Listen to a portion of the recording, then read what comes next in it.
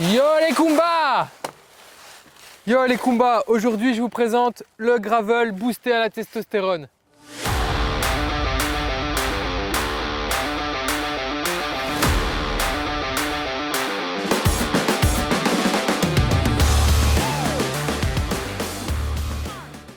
Yo les Kumba! Alors, avant de vous parler de Classified et de mon gravel, je vous fais une petite parenthèse. Pour début 2025, j'organise un stage vélo en Espagne, juste à côté de Gijón plus précisément. J'organise ça avec ma structure de coaching qui est Trinergy Coaching et on aura donc des coachs encadrés pour chaque groupe. Pour celui-ci spécialement, il y aura Quentin Ruel et Noémie Rochard qui aident aussi pour l'organisation. Le but, c'est d'essayer de se regrouper.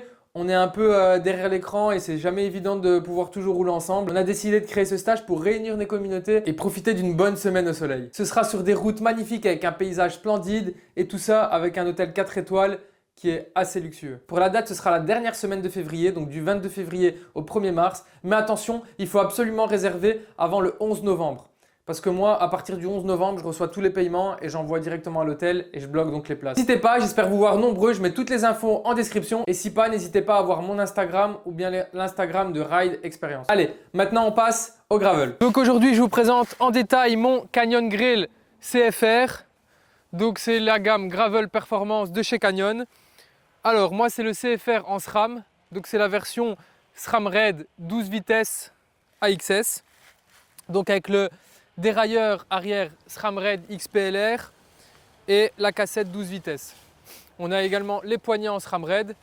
Et ici, la petite modification que j'ai pu faire, c'est que je l'ai passé en Classified. C'est pour ça qu'il y a beaucoup de choses qui changent sur ce vélo par rapport au vélo d'origine.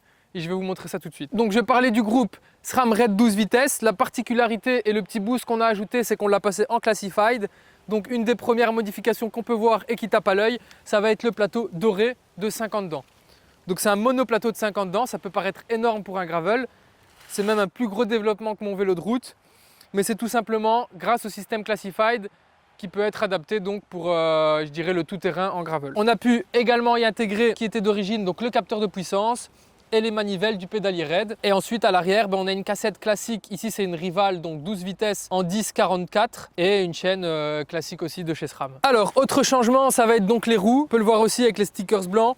C'est les roues Classified, donc c'est hyper important d'avoir ce type de roue, pas forcément pour la roue avant, mais plutôt pour la roue arrière, parce que justement ce système Classified, ça va se passer dans le moyeu arrière de la roue. Donc en plus du monoplateau et du système de moyeu arrière chez Classified, il manque deux autres trucs, c'est donc l'axe de roue arrière qui va être connecté en Bluetooth au petit bouton qui est donc à l'avant du cintre. Alors, pour mon gravel, donc il est équipé comme je vous l'ai dit en Classified, mais c'est quoi Classified finalement? Alors, c'est un système qui permet d'avoir une démultiplication des vitesses. Alors, ça veut dire quoi exactement? Donc, comme je vous ai expliqué, sur mon vélo, en gravel, j'ai pu mettre un plateau avant de 50. Ce qui est énorme en SRAM. Pour vous donner un comparatif, sur mon Aeroad, c'est un 48 le gros plateau à l'avant. C'est énorme parce que sur la cassette arrière, on a toujours le pignon de 10 et les dents les plus hautes qui vont jusqu'à 44. Pourquoi faire ça? C'est tout simplement pour aller beaucoup plus vite et pour devoir limiter l'usage d'un petit plateau, on va dire. Donc quand on a un 50, oui, forcément, on peut aller très très vite, surtout sur les courses gravel ou bien sur les pistes gravel qui sont très, très roulantes, notamment à Gijón, etc. Donc on peut rouler comme si c'était en route à des vitesses assez élevées, mais même très élevées. Donc ce sera surtout pour les coursiers. Mais forcément, si on arrive devant je dirais une côte ou une bosse ou bien une difficulté, il faudra avoir un développement plus petit. Et là, qu'est-ce qui se passe? On a un petit bouton sur le cintre qui nous permet de changer le développement. Alors, en appuyant sur ce petit bouton, vous allez vous allez mouliner et pouvoir pédaler plus facilement et avoir la sensation d'avoir un petit plateau. Donc physiquement, il n'y a pas de petit plateau à l'avant, donc vous n'avez pas de dérailleur avant et pas de petit plateau, ce qui évite les risques de déraillement. Donc vous pouvez soit mettre un maintien de chaîne pour que la chaîne soit bloquée sur le grand plateau et évite de dérailler. Mais en fait, le changement de vitesse se fait dans le moyeu de la roue. Donc moi, sur ce test, j'ai été équipé des roues directement Classified. Donc le moyeu est directement intégré, le système de changement de vitesse est directement intégré dans le moyeu. Et ça fait qu'une fois que j'appuie sur le bouton, ça divise le rapport des vitesses et ça me fait pédaler facilement en côte. C'est assez bizarre, il faut vraiment l'essayer pour comprendre. Mais c'est à mon avis une technologie qui va venir dans les prochaines années. On a pu déjà notamment le voir sur les contre-la-montre au Tour de France avec l'équipe Ineos. qui permettait à Ghana de rouler avec un plateau de 68. Et si, une fois qu'il arrivait dans une bosse ou sur un faux plat, ça lui permettait d'appuyer sur le bouton pour pouvoir avoir, je dirais, un développement un peu plus facile.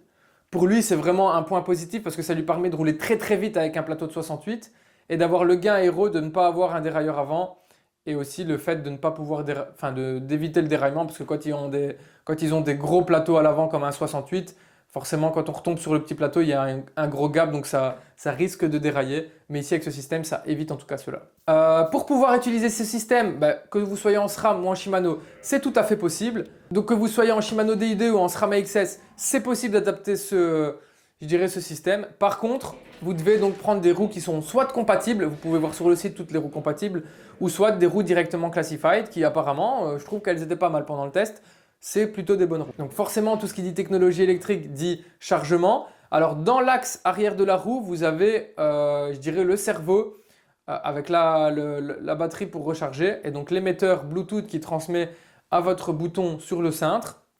Et c'est ça donc qu'il faudra charger. Ça dure assez longtemps. Moi, je n'ai pas dû le recharger pendant le test. J'ai fait peut-être 500 à 700 km. Mais bon, ça doit être un petit peu... Enfin, il faut checker. Mais bon, je pense que la durée de vie est assez longue. Et ça vous permet quand même d'être tranquille sur ça. Donc moi, ce que je vous conseille, c'est vraiment de pouvoir essayer ce système. Pour l'essayer, ils sont souvent sur les foires vélo, Vélo Folie, Salon du vélo à Paris ou bien même en Allemagne, etc. Donc si vous avez l'occasion, essayez-le en roulant, enfin en testant sur un home trainer et vous allez voir, c'est dingue.